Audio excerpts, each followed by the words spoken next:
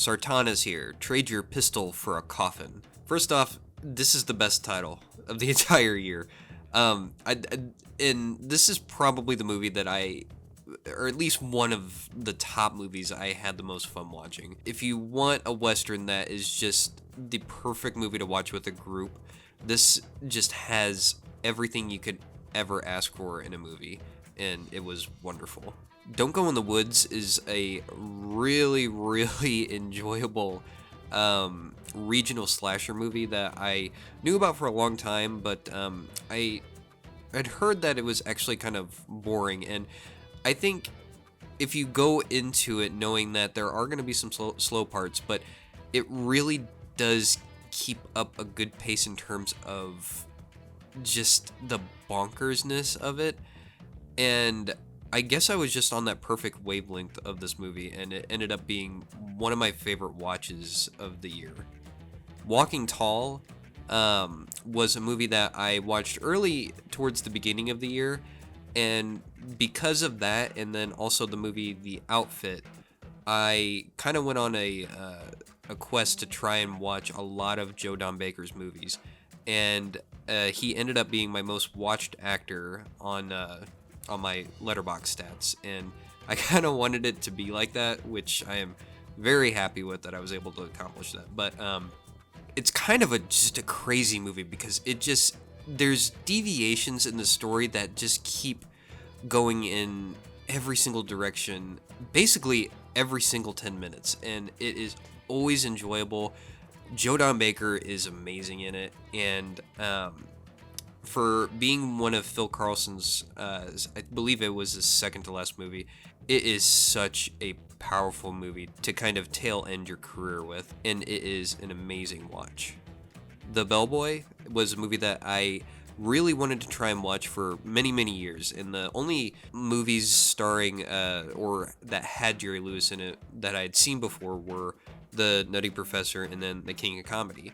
And this year I watched both The Bellboy and The Ladies' Man, both of which I love, but I think if I had to choose between those two, there's something about the episodic nature of The Bellboy, because it literally has no plot, and it says that if anybody talks about this movie, that's what they'll say, is it has no plot. But it really is entertaining because it's basically just gag after gag after gag, and that kind of leads into my next honorable mention, which is Hell's a Poppin'.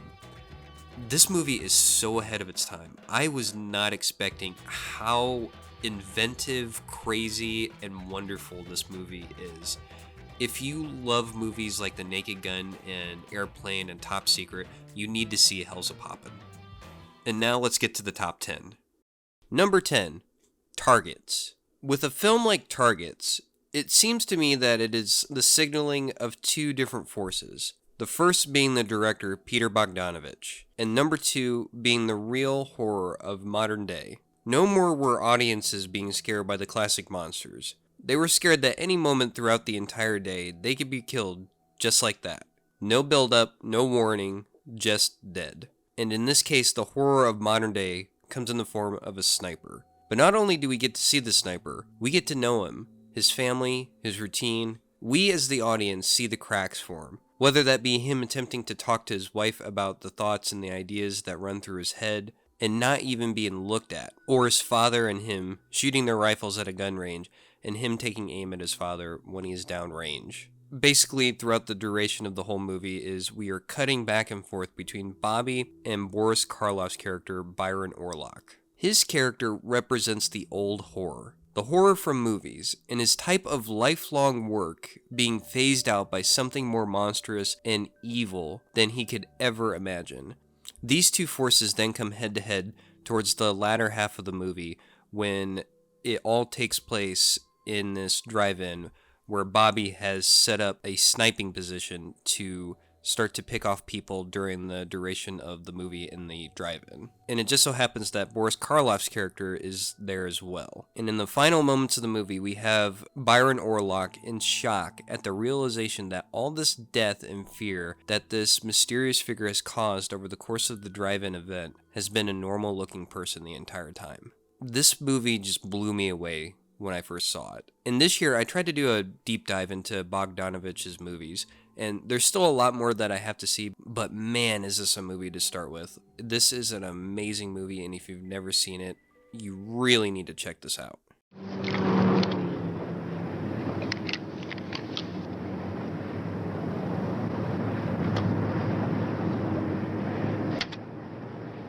Number 9, McCabe and Mrs. Miller. Robert Altman has been an interesting subject to tackle when it comes to watching his movies. I love The Player and Shortcuts. I enjoy MASH, but I haven't seen it in a while. I've had fond memories of watching Popeye as a kid, and I'm not the biggest fan of Gosford Park. With Nashville, it's a wonderful movie that I really need to revisit one of these days, and With the Long Goodbye is a great neo-noir. Now, when it comes to McCabe and Mrs. Miller, this movie has been built up to me as one of the best movies of the 70s and one of Altman's best. And I can say here and now that after finally seeing it, it is his best movie. There are so much modern elements of filmmaking contained within the duration of this movie, and it is mind-blowing when you put it in context of when it came out. It also contains my favorite Warren Beatty performance, who is an actor I'm kind of hit or miss with. I tend to think he actually works best when he's playing kind of a simple character with a lot of charisma.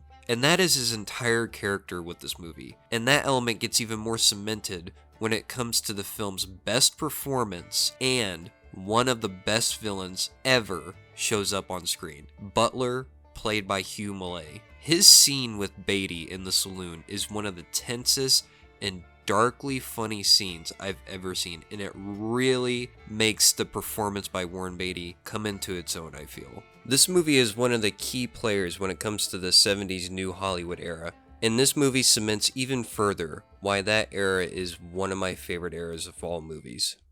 I'm going to count 10. If you're not on that bridge by the time I'm finished, I'm going to get very cross with you. Number 8, Truck Turner. This past year also marks the period of time when I really wanted to go into a deep dive into the blaxploitation genre. I had seen a couple over the past years, but I really wanted to go into the genre and see what it had to offer. And man, was that an amazing choice to do. I love this genre in so many ways. If you want a genre that can bring so much to the table, go with the blaxploitation genre. There are so many hidden gems, actors, screenwriters, and especially directors, and Truck Turner is one of the best. Isaac Hayes plays Truck Turner, who is a bounty hunter, and he is hunting a pimp called Gator, and after a foot chase, Gator is killed, and his headmistress vows revenge and hires Yaphet Kotto's character to kill Truck Turner. And what follows is some of the most entertaining 70s exploitation you could ever ask for. Isaac Hayes is wonderful as Truck Turner, but the person who steals the show is once again Yaphet Kotto. The scene in which his character is introduced at Gator's funeral is so ridiculous and wonderful all at the same time. This movie knows exactly what it is and will do anything to make the viewer entertained. There are quotes and scenes from this movie that are burnt into my brain for life, and that theme song sung by Isaac Hayes will be stuck in your head for a long time. I know that Hayes' most popular song is the theme to Shaft, but I truly think that this is his best song, and if you want a killer time watching a movie, go with Truck Turner. That's Turnpike. She did 26.5. She's called Turnpike because you gotta pay to get on and pay to get off. Number 7, Across 110th Street. This year, I made it a point to do a deep dive into the 70s crime film, way more than what I did last year. And I have found a new appreciation and love for the crime film and the 70s film in general. Across 110th Street is a lean, mean little movie. Just looking at this amazing poster tells you that this movie is not messing around. There are no good people in this movie. Every character is out for themselves and will go to great lengths to get it. Especially Anthony Quinn, who plays one of the most corrupt cops I've ever seen in a film. His dynamic with Yaphet Kotto's character is so biting that all leads up to the film's final seconds where you, the viewer, really witness the fatalism of the character in the world that the movie takes place in. Every single actor in this movie brings all their effort and then some. I've noticed this pattern where a movie with Yaphet Kotto has appeared in at least one movie on this list for the past 3 years. He's always a wonderful actor to see in a film. He will sell any type of role or performance and give his all to it. But the person that I want to highlight in this movie is the character actor Paul Benjamin. His scenes in this movie are what bring the true tragic nature to this world. In the movie, he has done a bad thing, and you see it eat away at him. I think Across 110th Street shows the viewer that this is an era of filmmaking that was 100% raw, where you need to take a shower afterwards. Or at the very least, wash your hands. It has an atmosphere to it that pours over from the aimless characters that populate it. Ruthless people doing even more ruthless things to each other, all in the name of earning just a little extra cash just to get to the next week. It's a hopeless world that it paints, but for some reason, it finds a way to make it both entertaining and engaging from the start to the grisly end. You ain't never gonna make it, you know that? What are you, 40, 45 years old? You were a punk errand boy when you married the boss's daughter, and you're still a punk errand boy. Number 6, Coffee. Continuing on in the blaxploitation genre, Coffee is the best blaxploitation movie I saw all year. Based off of this movie, I went down another rabbit hole of watching all of Jack Hill's movies. I ended up watching Spider Baby, which I also absolutely loved, Foxy Brown, which I thought was pretty good, but not as good as Coffee, and then I finished it off with watching Switchblade Sisters, which I thought was also really good. But out of all of those, Coffee stands above them all, especially when it comes to Pam Grier, who I think gives the best performance I saw all year. Out of every single movie, new and old, she was the one that stood out. She is able to move through so many different emotions, and by the end of the movie, you are rooting for her so much. I think the last half of this movie is what truly puts it up there with some of the best blaxploitation movies. It is truly an engaging story and has some legitimate surprises up its sleeve that the viewer does not see coming. Pam Grier plays the nurse Coffee, who is on a revenge path against pimps and drug dealers when her younger sister gets involved with heroin. This movie has one of the greatest kickoffs to a movie that you will ever see, and for it to balance these elements of exploitation and stories where you end up emotionally invested in the characters is a masterwork of filmmaking. That is what I gained with watching Jack Hill's films this year. He always bases the story with some kind of exploitation element, but by the end, they transcend the genre into something entirely unique and wonderful. This is the end of your rotten life, you motherfucking dope pusher! Number 5, The Informer. When I think of the types of directors from the golden era of Hollywood, my mind goes towards two individuals.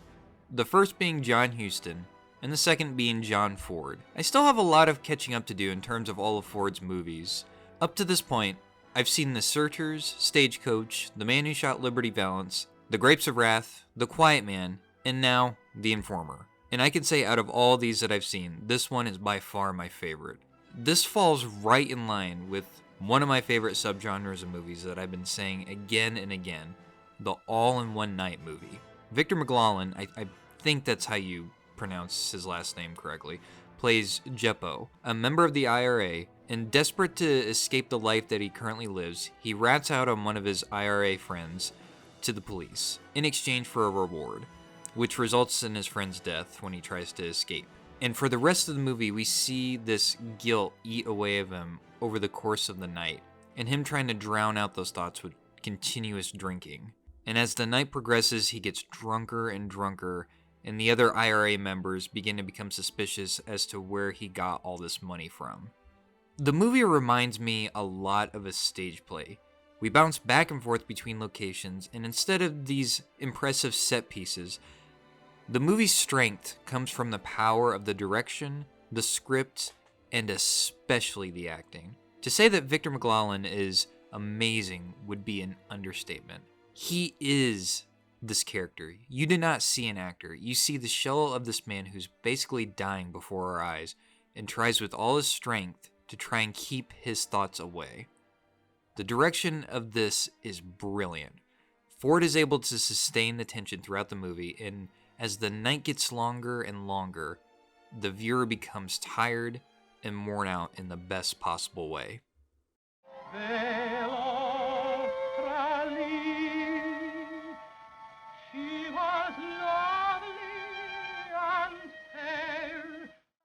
Number 4, Sexy Beast.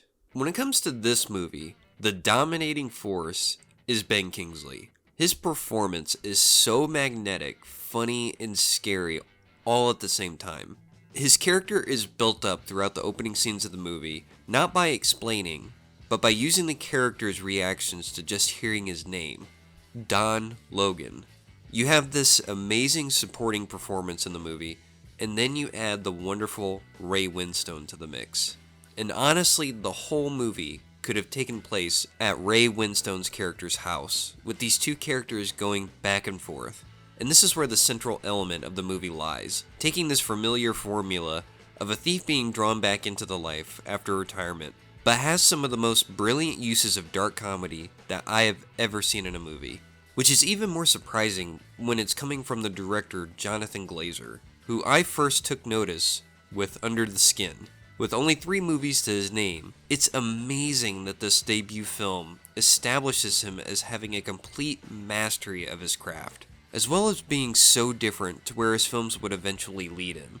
While Sexy Beast and Under the Skin seem so different from each other, the one through line that I was able to grasp onto were the surreal sequences kind of scattered throughout Sexy Beast. And to me, these flourishes were extremely effective, and at some points, a little disturbing, but I can't emphasize enough how good Ben Kingsley is in this movie. In what I feel is a very deliberate choice of taking an actor who famously portrayed Gandhi and having him play one of the most unpredictable villains ever is a genius move. And I'll leave you with this line reading from Don Logan, in what could only be pulled off so effectively by Ben Kingsley. Not this fucking time. No! No, no, no, no, no, no, no, no, no! No! No, no, no, no, no, no, no, no, no, no, no, no, no! No! Not this fucking time! No fucking way, no fucking way, no fucking way, no fucking way! You made me look a right cunt! Number 3, Hard Boiled. You sometimes hear people say that so-and-so is the best thing in this genre. And a lot of the times, these are big statements for movies that don't really deserve that title. For the longest time, I've been hearing that Hard Boiled is one of the greatest action movies ever made. And I am here to ring that bell even more. It is one of the best action movies ever conceived, and if somebody says that this is the greatest action movie, I would completely agree. I am no means an expert in Hong Kong cinema, let alone Hong Kong action movies, but this is definitely my gateway into them. The action here is the absolute highlight, but almost at the same level of that is Chow Yun-fat and Tony Leung. In terms of characters that I have seen all year, Tony Leung's character is my favorite. He goes through the ringer in this movie and is one of those rare occurrences where you want to find out what happens to his character in the end. Every set piece tops itself. There is never a moment of lag, and everything that is within this movie is purposeful. It contains the best gunfights in any movie and possibly the best action set piece, the hospital shootout. The staging of everything, from the squibs to the actual debris flying at the actors and camera, is just insane to think about in terms of execution and timing. I want to delve into more of John Woo's Hong Kong work, especially the action genre that Hong Kong has to offer. Just talking about this movie can't do it justice. You just have to see this movie for yourself.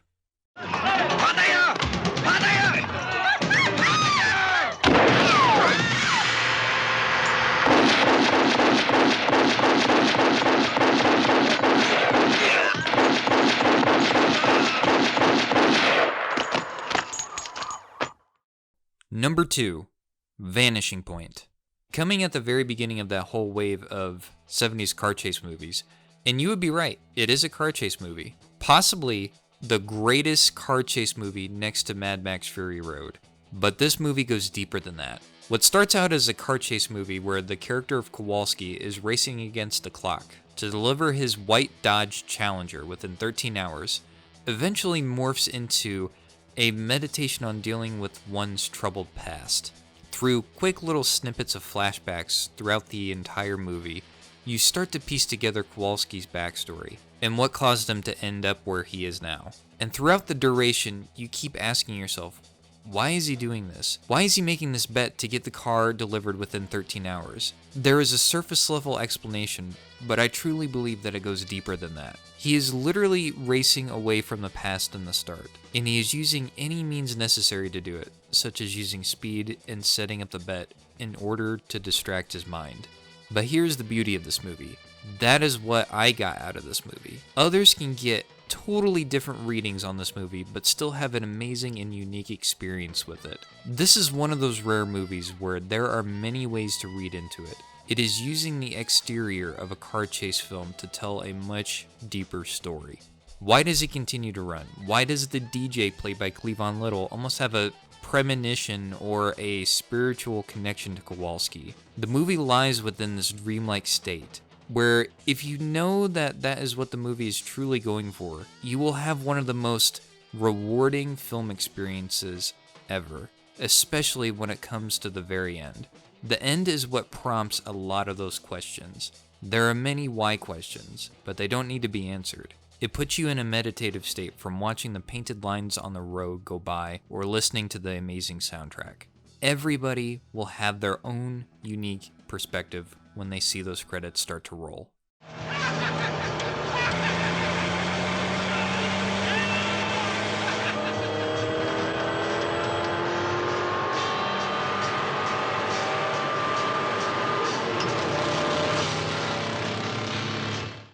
Number 1, Picnic at Hanging Rock. For me, the way that a movie grows attached to somebody over time is that they are able to bring their own being to it, whether that be experience, interpretation, or any other means. There's nothing more boring than when another form of art has 100% definitive meaning to it. There's no room for a person to bring their own self to that. This movie challenges the perception of the definitive to where it gives none.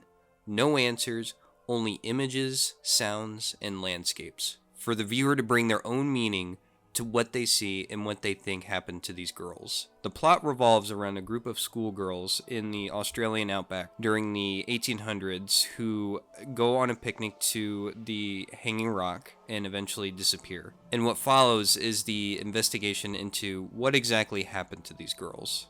I had owned this movie for a long time before I decided one day to finally sit down and watch it. And I think the reason for being hesitant towards it is knowing what the outcome was. Knowing that the film is based off of real events and it offers no definitive answers in the end. But now having seen the film, I can firmly say that that is what I love most about it. This film is an absolute masterpiece. A film that made my mind race with ideas on what the images could be hinting towards and what the filmmaker is bringing to this story. It has one of the most powerful atmospheres I have ever witnessed in a movie, only enhanced by the music in the movie. And the theme of the movie is utilized in wonderful ways throughout. But when the girls get closer and closer to the rock, there is this otherworldly force and power that overtakes the film to create a dread that is honestly scarier than a lot of horror movies. There is no resolution at all. That to me creates that dread that sits with you.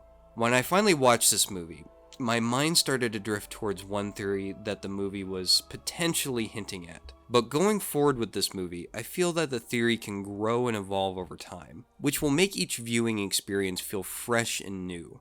There is so much to unpack when it comes to this movie, and Weir's signature style comes into its own here. And speaking of Weir, the interesting thing of where this comes in his filmography, this is only his second movie, but yet it feels so confident in its tone and its lack of resolution that it takes guts to do this, especially on only your second movie. From this point, he would go on to direct The Last Wave, the excellent movie Gallipoli, The Year of Living Dangerously, and would find worldwide success with his hit Witness. One of my favorite choices he uses, especially in his earlier films, is his incorporation of orchestral music with synthesized music. You can see that here, and through a lot of his earlier films, he uses it to an even greater effect when he uses pieces of Michael Duré's Oxygen for the running sequences in Gallipoli. His sparing use of synthesized scores is used perfectly here. As the women are traversing the rock, the sound becomes increasingly otherworldly, like something that does not belong there. And it creates an incredible mood that punctuates the preceding scenes.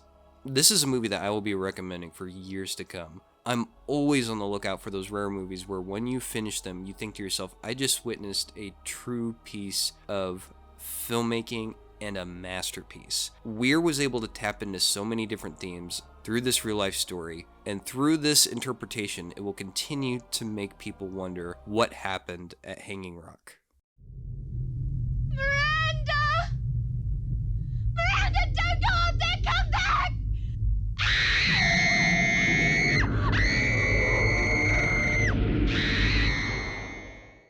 And that's my top 10. I love doing this list every single year. It's become kind of a tradition for me now, and I want to hear everybody else's first time watches, especially their top 10 and what became their favorite movie of the year. And that's about it.